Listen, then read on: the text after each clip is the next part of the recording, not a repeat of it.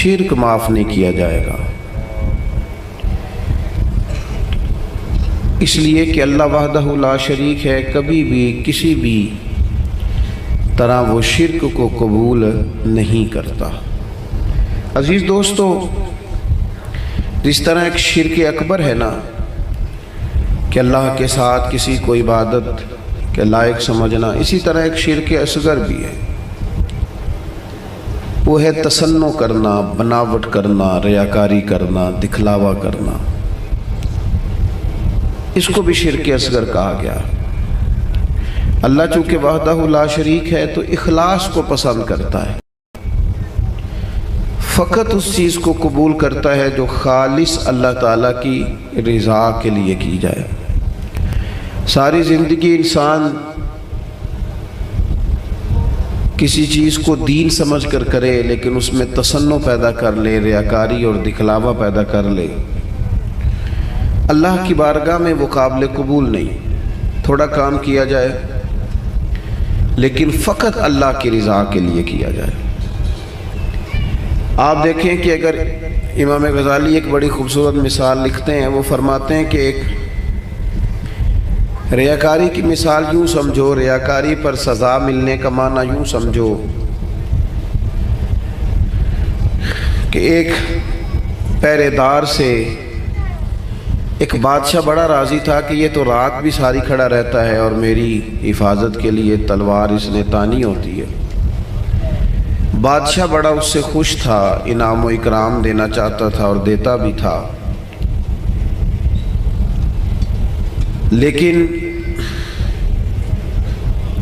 اچانک بادشاہ کو اگر یہ خبر ملے کہ یہ جو پہرے دار رات بھی ساری جاگتا رہتا ہے یہ میرے لیے نہیں جاگتا، بلکہ معاذ اللہ اس کی تو کسی کنیز پر نظر ہے، اس لیے اس نے رات کی ڈیوٹی طلب کی، تو فرماتے ہیں اب بتاؤ بادشاہ اسے کیا سزا دے گا؟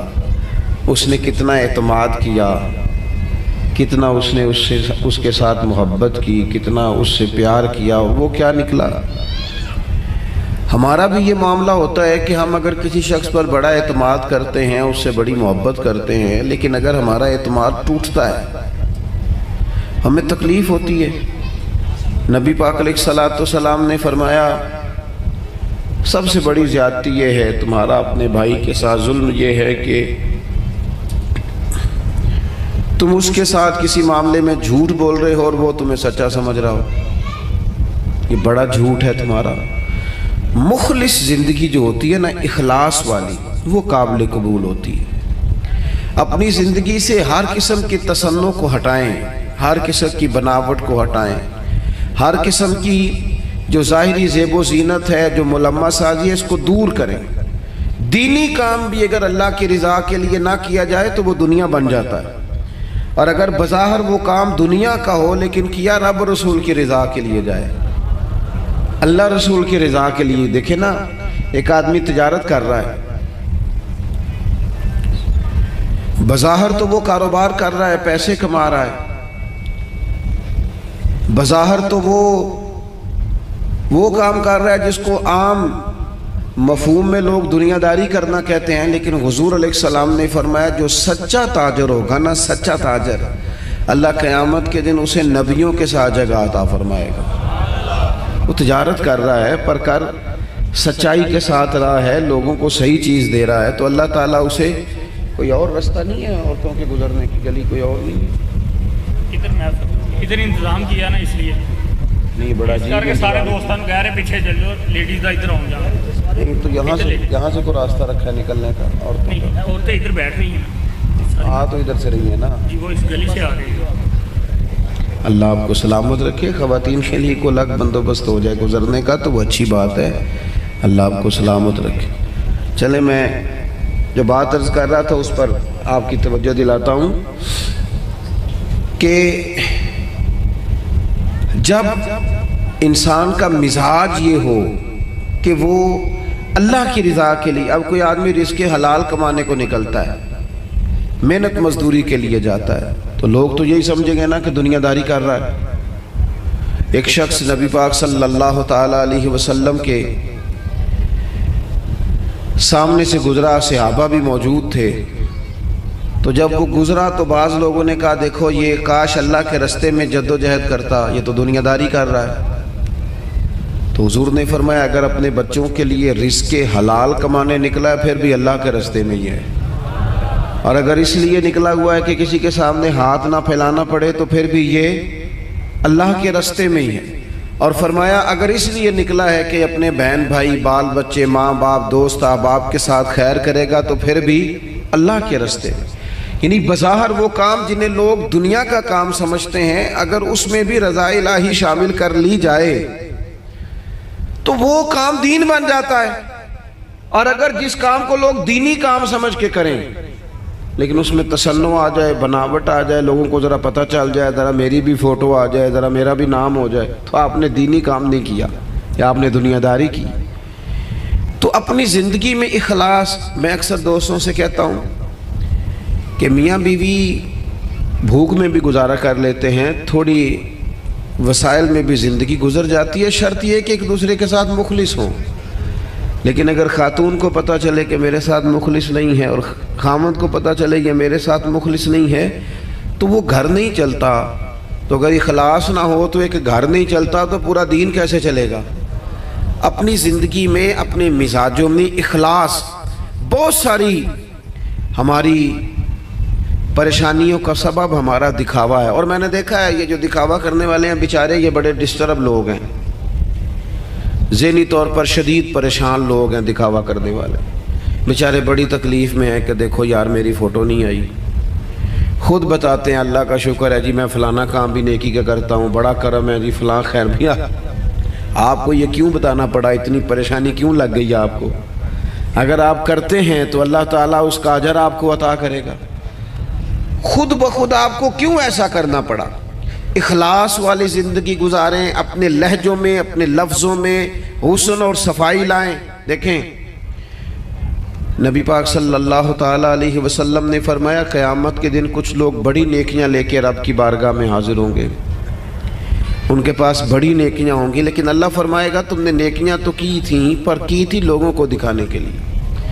اب اس طرح کرو جن کو دکھانے کے لیے نیکی کی تھی انہی سے جا کے اجر مانگو، میرے لیے کی نہیں، لہذا ان سے اجر مانگو جن کے لیے تم نے نیکی. بڑا سخت معاملہ ہے اور بڑا اذیت ناک مسئلہ ہے دکھاوے کا. یعنی کوئی بھی آپ کام کریں، آپ کسی کے شاگرد ہوں تو مخلص ہوں، کسی جگہ ارادت مند ہوں تو مخلص ہوں، کسی جگہ استاد ہوں تو مخلص ہوں، کسی جگہ آپ کی ذمہ داری تعلیم و تربیت کی ہو تو مخلص ہوں. اگر اخلاص نہیں ہوگا تو پھر ریاکاری کا سادہ ترجمہ اداکاری ہوتا ہے. پھر اداکاری بندہ کتنی کو کرے گا، تھک جائے گا. آپ مخلص ہو کر اپنا کام بھی صحیح کر کے کریں اللہ کی رضا کے لیے. یہ رشتہ داروں میں زیادہ لڑائیاں کیوں ہوتی ہیں؟ سارا چکر پروٹوکول کا ہے، مجھے آگے نہیں کیا، میرا نام نہیں لیا. اگر اخلاص ہو جائے نا یار میں نے اللہ کی رضا کے لیے صلہ رحمی کرنی تو پھر تو میرے نبی پاک نے فرمایا جو تم سے توڑے اسے جوڑو، جو تمہیں محروم کرے اسے عطا کرو. پھر تو انداز اور ہو جاتا. اخلاص جو ہوتا ہے وہ اصل ہوتا ہے، اخلاص جو ہوتا ہے وہ حسن ہوتا ہے. اور نبی پاک علیہ السلام نے فرمایا مخلص ہو جاؤ، خالص ہو جاؤ اللہ کی رضا کے لیے، تمہارا تھوڑا عمل بھی تمہیں کفایت کر جائے گا، تھوڑا عمل بھی تمہارے لیے زیادہ ہو جائے گا. مخلص ہو جاؤ، تھوڑا عمل بھی فائدہ دے گا. لیکن اگر اخلاص نہیں تو پھر تو انسانی زندگی انتہائی کٹھن ہو جاتی ہے، وقت گزارنا مشکل ہو جاتا ہے. مخلص ہے نا جو بندہ تو وہ سادہ بھی ہے، جو مخلص ہے وہ چھپا ہوا بھی ہے. اور حضور نے فرمایا اسے مبارک ہو جسے تھوڑے لوگ جانتے ہیں. وہ بندہ ویسے ہی انفرادی ہو جاتا ہے. اخلاص اپنی زندگی میں، اپنے معاملات میں، اپنی روٹین میں. اس کو میں نے ایسے لوگوں کو دیکھا جو ٹیچر ہیں کسی ادارے میں، خود پتہ چل جاتا ہے انہیں کہ یار یہ بچہ کمزور ہے، غریب ہے، اس کے ماں باپ زیادہ اخراجات قبول نہیں کر سکتے، اٹھا نہیں سکتے. تو میں نے دیکھا ہے کہ وہ استاد سب اپنی جیب سے اس کا خرچہ دے رہے ہوتے ہیں. یہ اخلاص ہے. اگر مخلص ہو جائیں منتظمین معاونین تو بہت سارے بچے جو تعلیم سے رہ جاتے ہیں وہ نہ رہیں، وہ پڑھ جائیں۔ ہم اگر مخلص ہو جائیں، اخلاص ہو جائے تو ہم بہت سارے لوگ ایسے ہوتے ہیں جن کو ساتھ لے کے چل سکتے ہیں، ان کے کاروبار سیٹ کرنے میں مددگار ثابت ہو سکتے ہیں، لیکن ہمارا تو خیال ہوتا ہے کہ کہیں ایسا نہ ہو کہ وہ بھی سیٹ ہو جائے تو میرے برابر نہ آ جائے۔ مخلص اگر ہو جائیں تو زندگی میں بڑے سارے لوگوں کا ہاتھ تھامیں گے، بڑے سارے لوگ ہوں گے جن کو لے کے چلیں گے۔ شرط اللہ کی رضا ہے، اللہ کی رضا شرط ہے۔ اگر اللہ تعالیٰ کی رضا، وہ حضرت سعد بن ابی وقاص رضی اللہ تعالیٰ عنہ کہتے ہیں جب ہم قادسیہ کے علاقوں میں جنگ لڑ رہے تھے نا، تو وہاں ایک شخص بڑا مہنگا مال غنیمت، بعض نے تو لکھا ہے کہ تاج سونے ہیرے لگے ہوئے تھے، بادشاہ کا تاج، وہ بندہ نہ ڈھونڈ کے لایا، مل نہیں رہا تھا، جنگ ہوئی تو ریتلا علاقہ تھا، تاج بادشاہ کے کہیں کھو گیا۔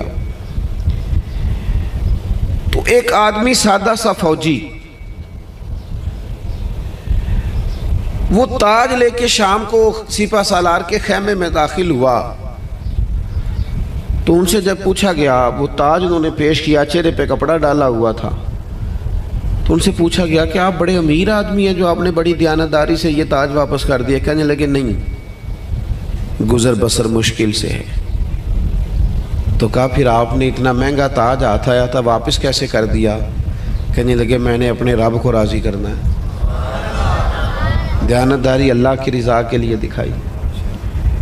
اب وہ واپس جانے لگے تو ان کو آواز دے کے پوچھا گیا نام ہی بتاتے جائیں، قبیلہ ہی بتاتے جائیں۔ یہاں تو آپ کو پتہ ہے تصویریں بھی لگتی ہیں، اخبار بھی آتے ہیں، فیس بک بھی چلتی ہے، فلانے کو بھی پتہ چل جاتا ہے، بورڈ بھی لگتے ہیں، پھٹیاں بھی، یہاں تک کہ لوگ مسجد کی ٹائلوں پہ بھی نام لکھوا لیتے ہیں برائے صالح ثواب۔ وہ فرشتوں کو پتہ ہے کس کے لیے کیا ہے، پتہ ہے جس نے اجر دینے اسے، آپ کس حساب سے نام لکھوا رہے ہیں؟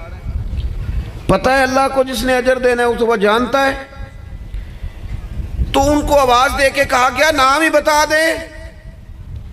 تو وہ صحابی کہنے لگے جس رب اور رسول کے لیے میں نے یہ کام کیا وہ میرا نام بھی جانتے ہیں، باپ کا نام بھی جانتے ہیں، قبیلہ بھی جانتے ہیں۔ اپنی زندگی اگر تھوڑی سی ان چیزوں سے باہر آ جائے گی تو تکلفات سے باہر آئے گی، زندگی سادہ ہو جائے گی۔ لوگ اذیت سے، یہاں تو جناب محفلوں میں لوگ پھول دینے لگتے ہیں، کہتے ٹھہر جاؤ ٹھہر جاؤ ٹھہر جاؤ، بھئی آپ گلدستہ دینے لگے دے دو، ٹھہرو ٹھہرو ٹھہرو، کیا ہو گیا؟ کہتے ذرا کیمرے سے دیو لیندے ہو۔ بھئی پھول پیش کرنے ہیں تو وہ بھی کیمرہ سیدھا کر لو، اس کے بعد پیش کرنے۔ اور کیمروں کی دنیا اور کیمرے کی آنکھ، اسی میں زندہ رہنا ہے کیا؟ حق زندگی تو باہر ہے، زندگی تو وہ ہے جو حقیقت میں ہے۔ اخلاص اپنی زندگی میں پیدا کریں، اپنے بہن بھائیوں کے ساتھ، اپنے گھر میں، اپنے دوست احباب کے ساتھ، اپنے دین کے ساتھ، اپنے ملک کے ساتھ، اپنی ملت کے ساتھ اخلاص پیدا کریں، مزاج خلوص والا ہو، للہیت والا ہو۔ ہم مسلمان ہیں، ہمیں یہ والا سبق نہیں پڑھایا گیا کہ دنیا میں کھا لو پی لو موج کر لو یہی ہے سارا کچھ۔ ہمیں تو کہا گیا ہے کہ تم یہاں کوئی خیر کرنے آئے ہو، اخلاص کے ساتھ رب کو راضی کرو، واپس لوٹنا ہے، اس کی بارگاہ کی طرف واپس جانا ہے، جزا سزا کا فیصلہ ہوگا۔ لہذا یہاں کوئی خیر کا کام کرنے آئے ہیں، یہاں طے شدہ بات ہے کہ کوئی پکا رہنے کے لیے نہیں آیا، سب نے لوٹنا، تو اپنے لوٹنے کی تیاری کرے۔ اس کے لیے شرط اخلاص ہے، اس کے لیے شرط مخلص ہونا ہے۔ بڑے سارے غریب لوگ ایسے ہیں جنہوں نے اب اپنے دکھ نہیں وہ بتاتے، انہوں نے چھوڑ دیے۔ بڑے سارے سفید پوش ایسے ہیں جو تکلیف میں آتے ہیں کسی سے بات نہیں کرتے۔ کیوں؟ انٹرویو بڑا لمبا دینا پڑتا ہے، کاغذات ہی بڑے دکھانے پڑتے ہیں، پوچھ ہی بہت گہری ہوتی ہے، تفصیلات ہی بڑی دینی پڑتی ہیں۔ حالانکہ رب نے جب ہمیں دیا تھا تو اتنی تفصیلات نہیں جانی تھی، پوچھی تھی، حکم نہیں دیا تھا، وہ تو خیر جانتا ہے سارا کچھ، لیکن اس نے اتنے سوال جواب جو جس ذریعے سے ہمیں دیے وہ ذریعہ اتنے سوال و جوابوں والا نہیں تھا۔ ہم جب لیتے ہیں تو پھر ماحول اور ہوتا ہے، اور جب دینا پڑتا ہے تو حالانکہ وہ کہتا ہے وَمِمَّا رَزَقْنَاهُمْ يُنْفِقُونَ، اس میں سے خرچ کر جو میں نے تجھے دیا ہے، دیا ہی میں نے، اب اس میں سے دے۔ تو ہمارے ہاں جناب بڑی لمبی، اب تو لوگ بتاتے نہیں، کہتے ہیں چپ کرو، عزت نفس کا مسئلہ ہے۔ اگر بات کریں گے تو بات کھل جائے گی، بات آگے نکل جائے گی، لیکن جو دینے والے تھے، جو عطا کر، حضرت عبداللہ ابن عمر رضی اللہ تعالیٰ عنہ، ان کا نا ایک غلام زیادہ عبادت کرنے لگ گیا، اللہ اللہ زیادہ کرتا تھا، نفل زیادہ پڑھتا، ذکر اذکار زیادہ کرتا، عبادت زیادہ کرتا، تلاوت زیادہ کرتا، درود پاک زیادہ پڑھتا، تو جناب عبداللہ ابن عمر نے اسے آزاد کر دیا۔ فرمایا اللہ کی حضور حاضر ہونا چاہتا ہے، ہم کیوں اسے پابند کریں، اسے آزاد کرتے ہیں، اسے آزاد کر دیا۔ ایک اور غلام نے سوچا کہ یار یہ تو بڑی بات ہے، اس نے بھی اللہ اللہ شروع کر دیا، حضرت عبداللہ ابن عمر نے اسے بھی آزاد کر دیا۔ اب وہ غلاموں نے کام پکڑ لیا، نفل پڑھتے، آپ اسے آزاد کر دیتے۔ ایک دن آپ کے بیٹے کہنے لگے بابا جان یہ آپ کو دھوکہ دیتے ہیں، بعد میں پتہ نہیں پانچوں بھی پڑھتے ہیں کہ نہیں، آپ کے سامنے یہ نفل پڑھتے ہیں، بڑے سجدے کرتے ہیں، آپ آزاد کر دیتے ہیں، آزادی کے بعد پتہ نہیں کیا کرتے ہوں گے، دھوکہ دیتے ہیں۔ تو حضرت عبداللہ ابن عمر نے بڑی ہی اعلیٰ بات کر دی، رب کے بندوں کی یہی شان ہوتی ہے۔ فرمانے لگے یہ مجھے رب کے نام پہ دھوکہ دیتے ہیں، میں تیار ہوں دھوکہ کھانے کے لیے، اس نام پر میں دھوکہ کھانے کو، یہاں لوگ بڑے بڑے ناموں پہ دھوکے نہیں کھاتے، تیرا پلاٹ مہنگا بیچ دوں گا، لوگ دھوکہ کھا نہیں جاتے، تو جمع کرا تیرے 100 کے 250 ہو جائیں گے، کھاتے نہیں، دولت کے نام پہ تو دھوکے کھاتے ہیں نا، لوگ اقتدار کے نام پر بھی تو دھوکے کھاتے ہیں نا۔ تو کہا اگر اللہ کا نام لے کر یہ مجھے دھوکہ دینا چاہتے ہیں تو میں دھوکہ کھانے کو تیار ہوں۔ اخلاص پیدا کریں زندگی کے اندر، للہیت پیدا۔ آپ اتنے سارے لوگ آئے ہیں، اگر ہم 50-60 لوگ بھی کسی ایک علاقے میں مخلص ہو جائے نا، اور ہمارا ذہن بن جائے کہ ہم نے اخلاص کے ساتھ اس علاقے کی خدمت کرنی ہے، علاقے کے مسائل کو دیکھنا ہے، آپ تو ماشاءاللہ بہت زیادہ ہیں، میں کہہ رہا ہوں 40-50 لوگ بھی ہوں، تو وہ گلی سے گزر رہے ہوتے ہیں تو گاڑی جو ہے وہ کسی کھڈے میں لگتا ہے، ٹائر تو اس پہ تبصرہ ہوتا ہے، ساڑھی حکومت کوئی کام نہیں کر دی، وہ کٹے کھڈے نے، حالانکہ وہ 10 منٹ کا کام ہے، گاڑی سائیڈ پہ کی جائے، ایک دھابڑا ایک کئی اسے پکڑا جائے اور کھڈے کو بند کر دیا جائے۔ اور وہ میں نے تو دیکھا ہے کہ جو 4 کروڑ روپے اپنے گھر پہ لگاتا ہے وہ 10 لاکھ روپیہ گلی پہ لگانے کو تیار ہی نہیں ہوتا، ساری گلی میں پانی کھڑا ہے۔ ہم ساری زندگی تبصروں میں وقت گزارتے ہیں، گفتگو میں وقت گزارتے ہیں، ہم نیک نظر آنا چاہتے ہیں، نیک بننا نہیں چاہتے، ہم چاہتے ہیں ہماری شہرت ہو جائے، ہم نیک لوگ ہیں، لیکن نیکی کرنی نہ پڑے، خیر والا کام ہے اسے کر گزریں اور اللہ کی رضا کے لیے کر گزریں۔ یہ مساجد کے باہر، مدارس کے باہر اکثر علماء کے نام لکھے ہوتے ہیں، بانی اور محتمم، چلو وہی ہوں گے، ہوتا بھی ہے ایسا، لیکن اس بندے کا بھی بڑا کردار ہوتا ہے جو اس میں ڈھیر سارا حصہ ملا جاتا ہے اور ساتھ یہ بھی کہہ جاتا ہے میرا نام نہ لے آ جائے، وہ بھی بڑا مخلص ہوتا ہے، وہ بھی بڑا بانی ہوتا ہے، جو کہہ جاتا ہے میرا ذکر کرنا سارا میرے ذمے لگا دیں، آپ لنگر کا خرچہ ساری محفل کا دے دوں گا، میرا نام نہ لینا۔ اس سے دل ٹھنڈا رہتا ہے، اس سے طبیعت ٹھنڈی رہتی ہے۔ لیکن اگر فون پہلے ہی چل پڑے، میں آ رہا ہوں، میں کیا کر رہا ہوں، اور جناب دیکھنا میں انقلاب برپا کر دوں گا، تو بھئی آپ گرج رہے ہیں، برسنے کی امید ذرا تھوڑی ہے، جو برستے ہیں ان کو گرجنے کی ضرورت، وہ تو کام کر کے گزر جاتے ہیں۔ بات زیادہ نہیں کرنی، بس میں ختم کرنے لگا ہوں، آپ نے توجہ کرنی ہے۔ اپنی زندگی جب اخلاص والی ہوتی ہے نا تو مخلص، یہ کیسے ہو سکتا ہے کہ آپ کسی کے ساتھ مخلص نہ ہو اور پھر آپ دعویٰ کریں وہ مخلص ہو جائے؟ یہ کیسے ہو سکتا ہے؟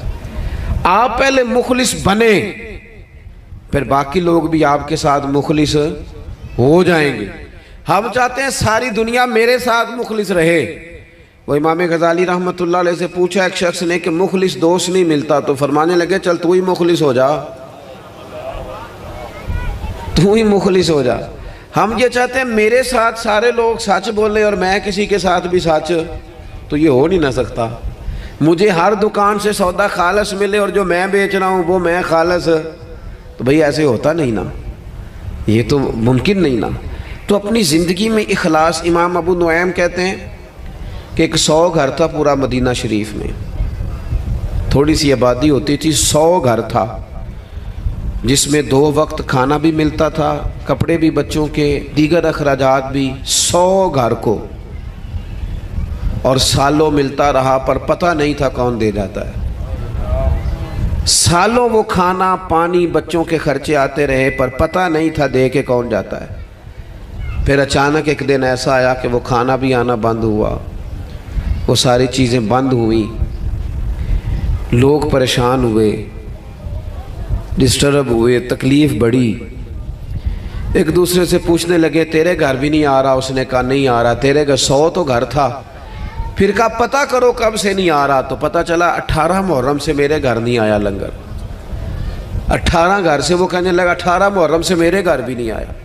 وہ جب غریبوں نے تاریخیں ملائیں 100 گھروں نے، تو 18 محرم سے ہی لنگر بند ہوا۔ پتہ کرو 18 محرم کو کیا ہوا، تو پتہ چلا 18 محرم کو امام زین العابدین کا انتقال ہوا۔ 18 محرم کو امام صاحب کا وصال ہوا۔ وہ 100 گھروں میں کھانا پہنچاتے تھے، خرچہ اٹھاتے تھے، چہرے پہ کپڑا پہن کے رکھتے تھے، کوئی پوچھتا آپ کون ہے تو ناراض ہو جاتے تھے۔ انہوں نے خدمت کی اخلاص سے، لیکن پھر حالت یہ ہو گئی کہ لوگ ان کو جانتے تھے، یاد کرتے تھے، ان کے لیے روتے تھے۔ اپنی زندگی اخلاص والی کریں، اس میں للہیت پیدا کریں۔ آپ تھوڑا کام کریں لیکن ریاکاری سے، تصنع سے۔ میں تو دیکھتا ہوں، بڑی مہربانی جی بات سنیں، کیا مسئلہ ہو گیا؟ اطمینان سے سارے دوست تشریف، اللہ آپ کو لمبی زندگی صحت والی دے۔ میں تو دیکھتا ہوں لوگ اپنے والدین کو حج پہ بھیج کے لوگوں کو بتاتے ہیں میں نے بھیجا ابا جی کو حج پہ، تو ابا جی آپ کہتے بھائی جان آپ نے بھیجنا تھا۔ اب یہ بتانے کی کوئی ضرورت ہے؟ فلاں کے ساتھ میں نے نیکی کی، بھگی اگر آپ اتنے پریشان تھے تو پھر نہ کرتے۔ یہ چیزیں آزمائش میں ڈال دیتی ہیں، اپنے تکلیف میں آ جاتے ہیں، یار یہ نام لے رہا ہے۔ وہ ہمارے ایک جگہ ختم شریف تھا، تو میں ایک جگہ حاضر ہوا اصالہ ثواب کی تقریب میں، تو وہ کہنے لگے یہ آپ نے جب دعا مانگنی ہے نا ختم شریف پہ، تو یہ بھی بتانا ہے کہ 50,000 روپے ہم نے مسجد میں دیا ہے، اور یہ اتنا اتنا کچھ جو ہے وہ ہم نے اور بھی خدمات کی ہیں، یہ والد صاحب کے لیے نا ذرا بول دیجئے گا۔ تو میں نے انہیں کہا ٹھیک ہے، دعا مانگ دی، میں نے کہا جو پڑھا پڑھایا ہے۔ وہ بعد میں مجھ سے کہنے لگے آپ نے بتایا نہیں۔ میں کہا کنوں دسنا ساجے؟ کہنے لگے وہ ذرا، میں نے کہا خدا کے بندے ابا جی کیا دے گئے آپ کو زندگی پوری میں؟ کہنے لگے بڑا کچھ۔ تو میں نے کہا انہوں نے بھی مسجد اعلان کرایا تھا کہ میں بچوں کو زمین دے کے جا رہا ہوں، گھر دے کے جا رہا ہوں، دکان اعلان کرایا تھا؟ کہنے لگے نہیں۔ تو میں نے کہا تو 50,000 دے کے اعلان کراتا پھرتا ہے، کیا مطلب چکر میں پڑ گئے؟ اس سے تو کوفت پیدا ہوتی ہے۔ اپنی زندگی اخلاص والی کرنی ہے، اس میں للہیت پیدا کرنی ہے، اور کوشش کریں کہ عمل ضرور کوئی نہ کوئی کریں۔ 3 باتیں میں نے آپ سے کرنی ہیں آخر میں، اور ان پر آپ نے عمل کرنا ہے، کریں گے انشاءاللہ تعالی۔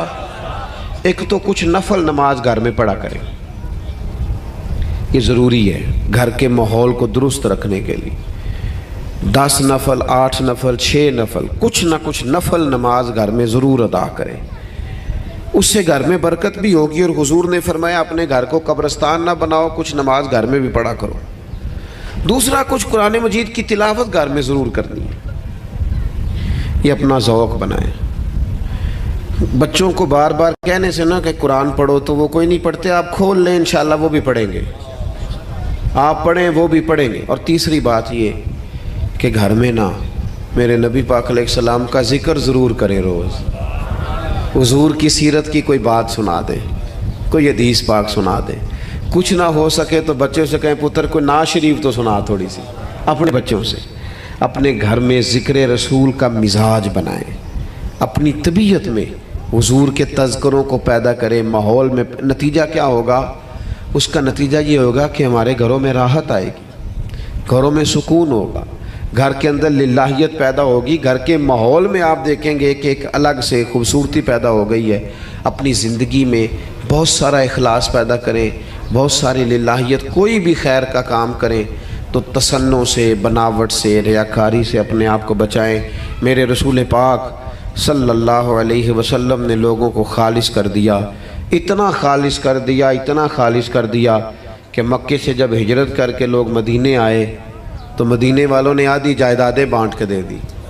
सगे भाई को नहीं दी जा सकती। लोग लड़ाइयाँ करते हैं, कार्नर वाली जगह मेरी तो फलानी मेरी। उन्होंने क्यों दे दी? वो मुखलिस बड़े थे, उनमें लिल्लाही, और उन्हें दे के तकलीफ़ कोई नहीं हुई, उन्हें दे के राहत हुई, उन्हें सुकून मिला, उनके दिल ठंडे हुए। क्यों? कि वो मुखलिस थे। अल्लाह की बारगाह में दुआ करता हूँ, कुछ दिनों से तबीयत ठीक नहीं है, ख्याल था कि वादे किए हुए हैं तो ये सारे पूरे कर दिए जाएं, इसलिए कुछ बात आपसे हो गई। अल्लाह ताला आपको बहुत सा सिला अता करे और बंदोबस्त करने वालों, कोशिश करने वालों को अल्लाह बेहतर जज़ा अता करे। वमा अलैना इल्लल बलागुल मुबीन।